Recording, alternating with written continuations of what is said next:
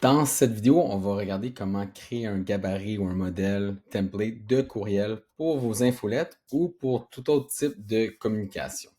Donc, ce qu'on va faire, c'est qu'on va aller dans communication ici.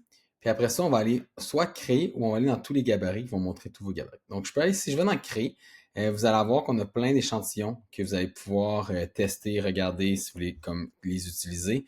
Donc, vous pouvez vraiment venir regarder les différentes options. Par la suite, maintenant, je vais créer une infolette. Ben, je vais appuyer sur infolettre ici. Puis, comme je vous dis, ça va donner un exemple que vous allez pouvoir par la suite modifier. Et j'arrive dans ma conception. Donc, c'est ici que je vais faire la conception du message. La première chose, c'est que souvent dans les gabarits, surtout marketing, on veut mettre des images. Donc, je vais prendre mon image ici. Je peux aller dans rédaction. Puis, je peux aller téléverser une image ou je peux regarder ma médiathèque pour voir toutes les images dans mon compte. On a Pexels et on a aussi l'option d'aller modifier et créer dans Canva. Donc, si vous avez intégré votre Canva, vous allez pouvoir choisir la grandeur. Ça va ouvrir votre compte Canva, que ce soit gratuit ou payant. Et là, vous allez pouvoir placer, faire des modifications dans Canva et le sauvegarder. Vous allez être rajouté directement dans votre gabarit.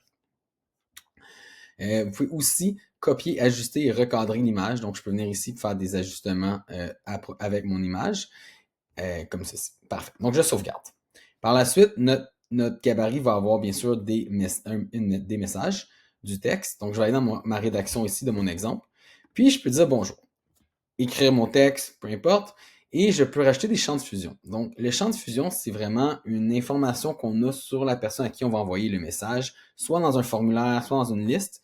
Et dans l'exemple ici, je pourrais aller choisir mon champ de fusion et dire hey, je veux le prénom de la personne. Donc, je vais prendre le prénom ici, comme ceci. Et je vais écrire mon texte. On a l'assistant d'intelligence artificielle. Donc, si j'appuie ici, je peux lui demander d'améliorer mon texte, de fournir 3 variantes, de traduire mon texte du français en anglais, de générer un paragraphe, de changer la tonalité. Donc, je peux vraiment faire n'importe quoi. Donc, je vais lui demander de réviser et corriger mon orthographe et je vais appliquer. Donc, ça, c'est un des exemples que ça va donner. Et après ça, on peut insérer un peu le changement qui a été fait au besoin avec le texte corrigé. Donc, on va l'insérer ici. Et voilà, là, ça dit un peu les corrections. Je n'ai pas besoin d'amener les corrections, mais on va aller faire la modification. On peut faire ça pour la traduction et autres aussi. Donc, voilà pour le texte. Ici, j'ai plein de petites options pour la grandeur. Si je veux mettre des liens, je peux mettre des liens vers des formulaires. Donc, je peux dire, je vais aller choisir mon formulaire d'acceptation des risques. Et si je l'insère ici, ben là, quand la personne va cliquer dessus, ça va ouvrir le formulaire Actively Messenger, qui est un formulaire d'acceptation des risques qu'on peut regarder un peu dans une autre vidéo. Donc, ça vous permet vraiment de concevoir le texte de cette manière-là. Et le bouton, mais là, c'est comment on veut rediriger les gens une fois qu'on envoie l'information dans ce gabarit-là. J'ai un exemple ici, ça dit réserver un billet. Donc, peut-être que je fais une vente de billets.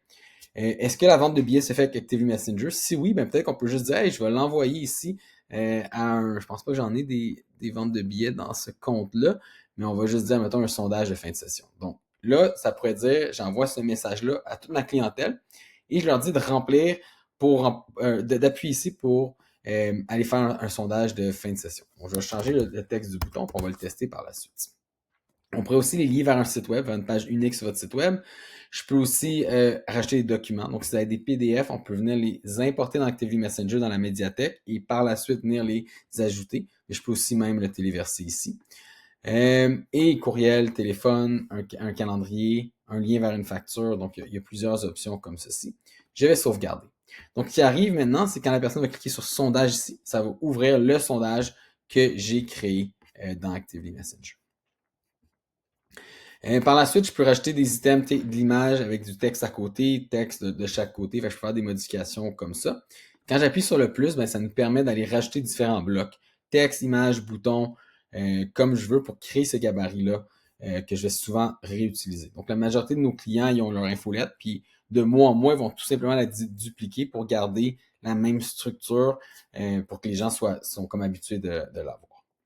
Donc, première chose qu'on peut faire aussi, c'est qu'on peut tester les champs de fusion.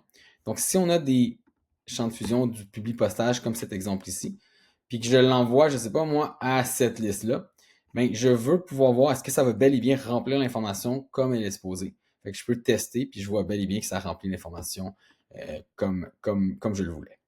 Par la suite, je peux appuyer pour avoir un aperçu. Donc, ça va me donner un aperçu sur un téléphone intelligent. Je peux regarder pour voir savoir quoi sur un ordinateur ou sur une tablette. Je peux aussi l'envoyer par un courriel test pour voir comment le gabarit agit. Je peux aussi le publier. Donc, souvent, c'est très populaire de publier comme un lien parce qu'il arrive, c'est qu'on peut après ça aller le partager sur les réseaux sociaux.